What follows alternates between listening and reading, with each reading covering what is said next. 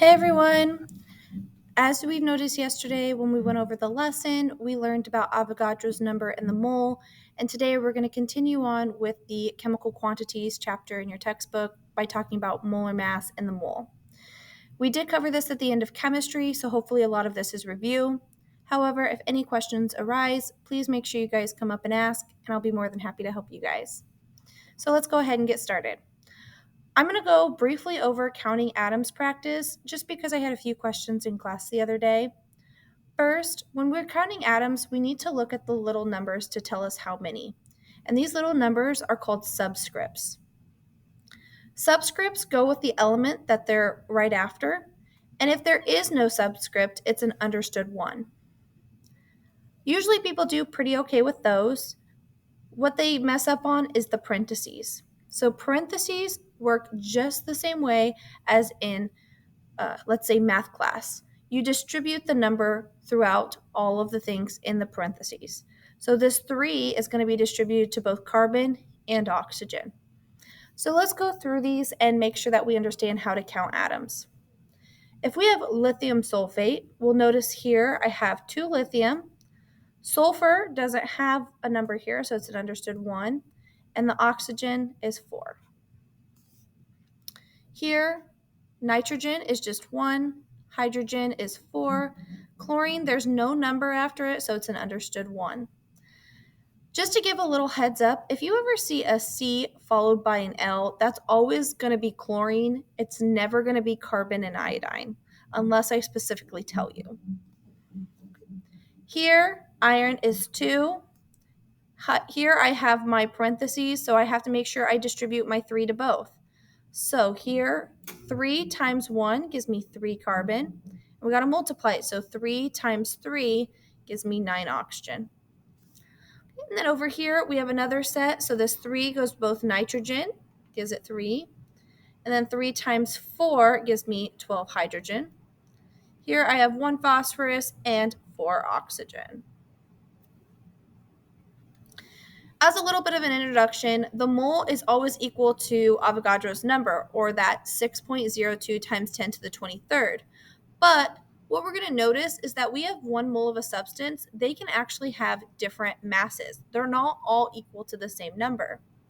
And that's because atoms are different sizes.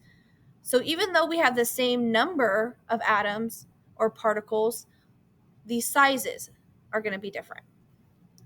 What we need to focus on is the atomic masses of our elements, and these can be found on the periodic table.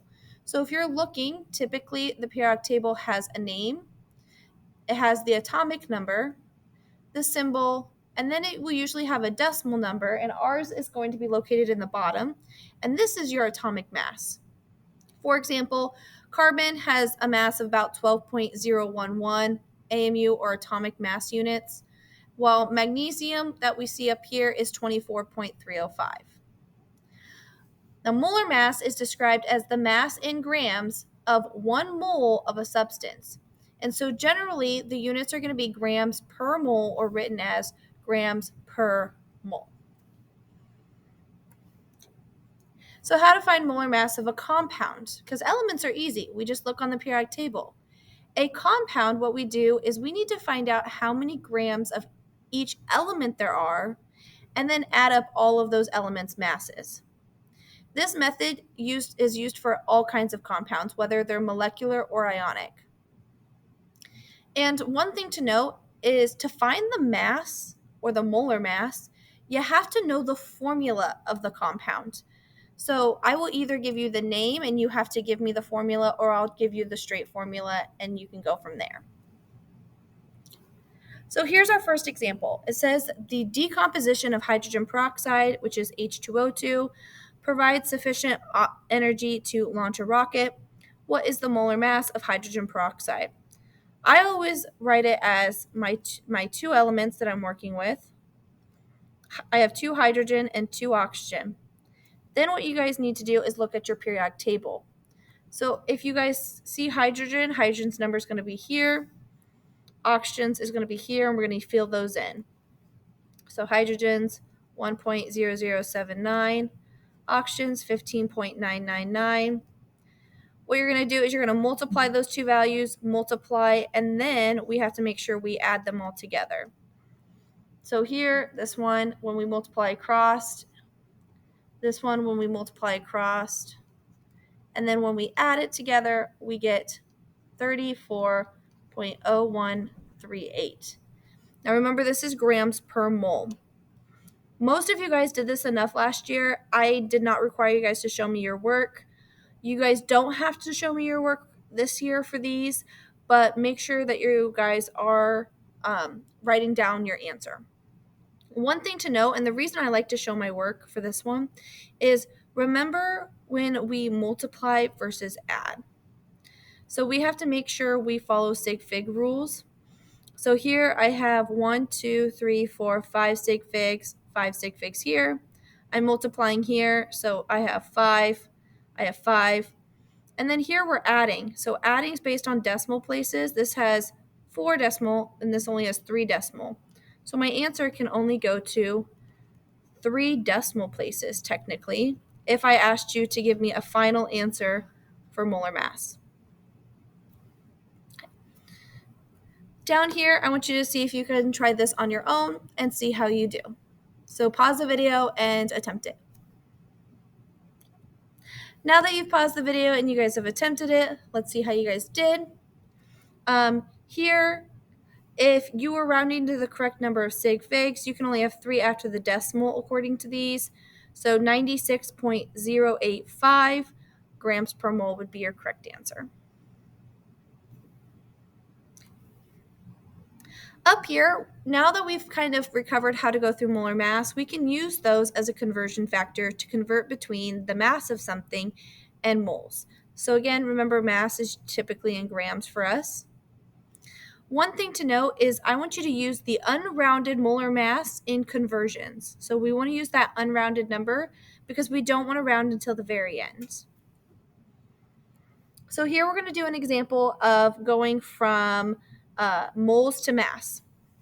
So first we have to find the molar mass of the following compound.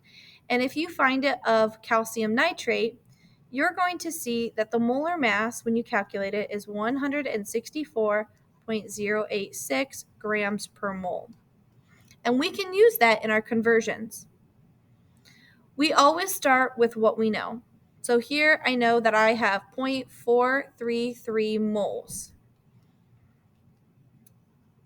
So if I want to cancel moles, it's going to go on the bottom. And if I want to get to mass, which is in grams, it's going to go on top. Now, when we were working with this, the number 1 will always go with moles, just like before. And then this number is going to go with my grams. So this is 164.086. Then when I go ahead and I do this, here my final answer, my answer is going to be 71.049238.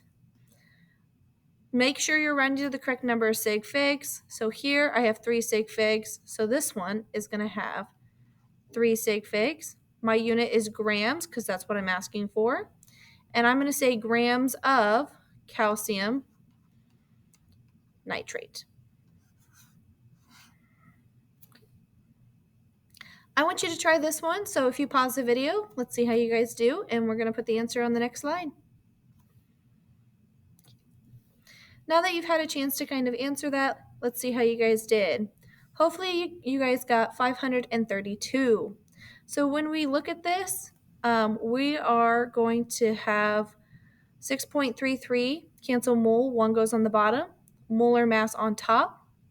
Now you can only have 3 sig figs based on the 6.33. So that allows you to keep the 5 and the 3, and then that 7 rounds that 1 up to be a 2. So 532 grams. Now we're going to work the opposite way.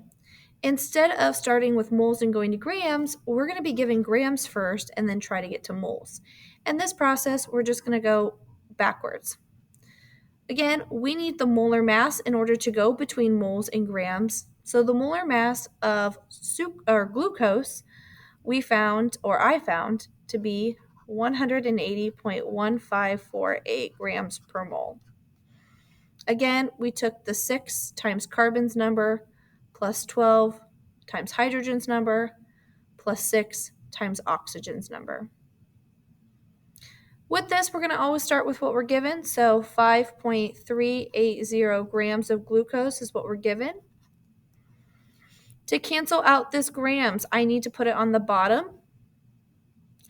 And then moles I can put on top. 1 will always be attached to moles. And then here is my grams. So 180.1548 grams for 1 mole. We're going to divide these two numbers, and when you guys do that, you get 0.029863265. Now, we can only have 4 sig figs based on this number, so we have to keep that 0 even though it's not significant because it's a placeholder. Here's my first significant figure, second, third, and fourth. So there's my 4. I got to make sure I label it moles, and I am working with moles of glucose, or C6H12O6. Here, I want you guys to try to pause this video and see if you can get this one correctly, and then unpause it, and we'll put the answer on the next slide. Here we go. Let's see how you guys did. Again, if we're going to find sodium bicarbonate, we have 84.0059 for the molar mass. Again, we use the unrounded number when we go to solve. This one has 4 sig figs, so my answer has to have 4 sig figs. When you go to write it, that last 5 rounds up that one, and that's how we got that 6.